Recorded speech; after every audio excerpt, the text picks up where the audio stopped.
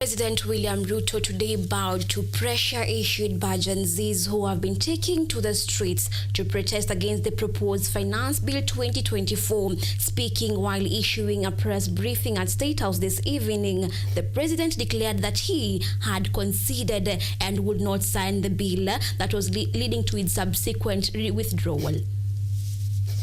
President William Ruto has finally heeded to the voice of the people of Kenya following a week of intensive protests that overwhelmingly rejected the Finance Bill 2024 in entirety, and announced that he will not sign into law the bill, which was expected to collect more than 300 billion Kenya shillings. Having reflected on the continuing conversation around the content of the Finance Bill 2024, and listening keenly to the people of Kenya,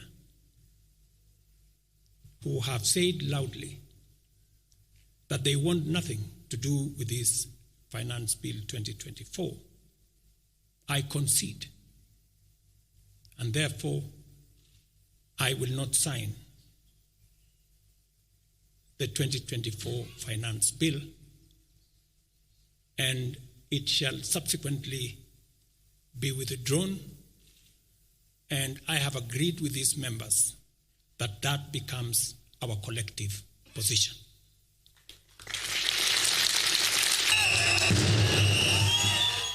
The intense public pressure accompanied by Gen Z's massive protests on the roads and robust campaign across the internet proved to be an ailing thorn to the Kenyan government that has now, through President Ruto, declared their readiness to consult with young people and various stakeholders. As I said on Sunday, listen to their views, listen to their proposals, their ideas, their concerns, and what they think we should do better as we go forward. I am also recommending a multi-sectoral, bipartisan, multi-stakeholder engagement from civil society, religious organizations, professional bodies, for us as a nation to speak to the future of our country. The controversial finance bill has sailed through a slippery ground and is expected to experience further adjustments, especially reduction in budget estimates allocated to various government units. I am directing for immediate further austerity measures to reduce expenditure, starting with the Office of the President, the entire presidency, and extending to the entire executive arm of government.